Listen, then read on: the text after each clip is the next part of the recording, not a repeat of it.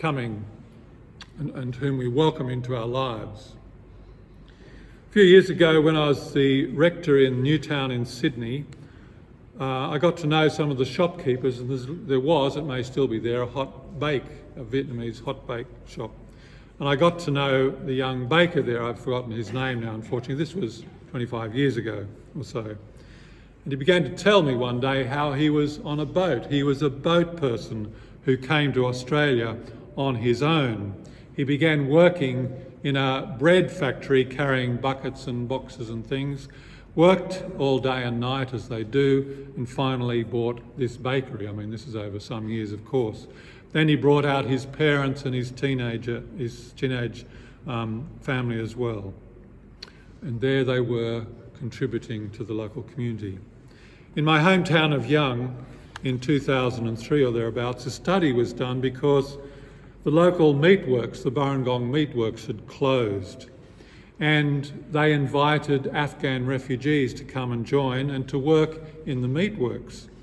And the study showed that when these refugees were invited into the community and willingly, as they always do, worked to support their family and became important parts of the community. If you go to Young now, by the way, you'll find Lebanese cherry growers, which in my time was unheard of at all. But the study showed that the dynamism and the social capital that happens in a regional economy when these sorts of events happen, when immigrants and refugees are invited in, the change is quite phenomenal. Frank Stilwell, who did this study, showed quite, in terms of just sheer economic terms, how important this kind of thing was. But of course, it doesn't always go smoothly. In Sale, we had a group of South Sudanese refugees. Beautiful people. As I think I said once before, we learnt not to comment on the number of children they have, because they have a lot of children. For them, it is their social capital. And it was an offence if we sort of questioned that happened. Of course, having children was an insurance also on their future. But one day I went to visit young Elizabeth and Samuel, and she had two young children. Elizabeth was about the age of my oldest daughter, so she's now about 35, 36. But then she was in her early 30s, or no, it was probably late 20s. And I walked into her trying to open a can of something like vegetables with a knife. And I was horrified, of course, to see her doing this. She had never encountered a can opener before.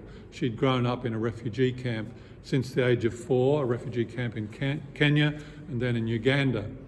So I took her shopping as well, only to discover that they had no idea about shopping, about supermarkets and where to go, how to get it and so on. And the neighbours, after a while, began complaining because they were in rented housing, supported by the local council. The neighbours began complaining, excuse me, because the mowing wasn't done. Well, not only did they not have a mower, it didn't occur to them in their society. In fact, if they could have, they would have grown a garden, veggie garden. And in fact, that's what we did in Sale. We started a community garden, and the women from the South Sudanese community asked us, could they run it? Could they use it? And so we said yes. And now these are agrarian people. They are used to doing this back in South Sudan. So that's what they did. They came to the veggie garden and they grew their veggies. So this was a real point of healing. The healing brought to these people by a few struggling Christians, struggling in terms of trying to understand these differences and doing as much as they could to help bridge gaps. Now, this story of the Gerasene demoniac seems like a big jump, but in some ways it's not. Again, it's a story of healing and of wholeness. And the other level of this story is not that it's necessarily about demons going into pigs, but it is a story that Jesus told probably in order to hide what he was really saying, because Gerasa is about 60 kilometres east of Galilee, so the pigs would have had to have run a long way to there. But it was known that Roman legions were around there. That's what they were called, Roman legions. So to have named this a legion had connotations, this demon, the legion. Also, the boar was the mascot for this Roman legion. So if Jesus is telling the story, and you're Jewish Christians, or Jewish believers I should say, not Christians yet, it's Jesus telling the story, and you heard him telling this story and about the legion, about the demons, and about the swineherd going to be drowned, you'd be rejoicing. You would know that he is talking about Roman occupation, that the one who is talking is the one who will overcome the oppressors. So they would be celebrating Jesus, the Liberator. In our role with refugees, we are working as Jesus did in terms of liberation as well. We want to be the ones helping to liberate, to bring wholeness. But there's another side to our story, isn't there, about liberating refugees, as there is to this story. And in part 2 of the story, we hear that while the demons race into the pigs and the pigs go into the ocean, we realise that economies are being affected. And even if people understood that he was talking about the Roman legions, they would all also understand, some of them, that they were earning their keep because of the presence of these Roman legions. So of course they would want to kick up a fuss if Jesus was talking about liberating Israel from this occupying force. When we seek to walk in the way of Jesus and to be liberators, we will always find those who will oppose, those who are actually gaining from the suffering of others. Now, this needs, of course, a bit of discernment, and I don't want to suggest that this is always easy, and this is where the realpolitik, as we used to say in the times of the Iron Curtain, we have to be realistic as well in terms of our approach, not only to how we liberate those around us, but also what we do to help liberate. And I'm talking here about refugees as well. But the same is true for ourselves as well. I know, personally speaking, sometimes some of my habits, which I no longer think about because they are habits, to change them takes a bit of effort on my part. And maybe to change them also means that I'm going to lose something that I've gotten used to being and doing. And the healing of Jesus is a bit like a threat to me in those circumstances. So like the people of the Gerasene, change can bring about threat to us. But the invitation from this reading and the invitation from God to us about refugees is to step beyond our fears and to step out in faith, even in relation to those personal fears that prevent us from moving into greater wholeness as men and women, or as families, or in relationships, or in our work.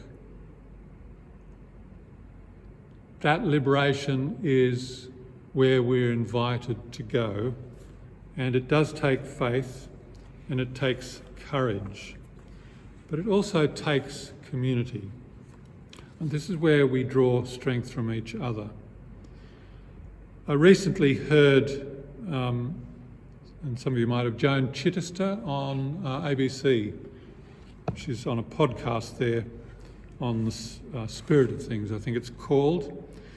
And she's a Benedictine sister from Pennsylvania, and she's out here in Australia, perhaps to speak to their synod. It's interesting to hear her speak because she's speaking to a church that is very patriarchal in that situation especially, but also in ours. But she comments about the rampant individualism that we face in America, but also here.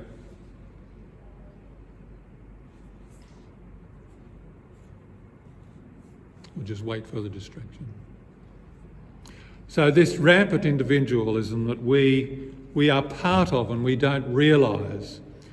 So of course the thought of refugees coming into our community is also a threat to that sense of autonomy and of who we are. But we've learnt from the COVID pandemic that we can't live alone.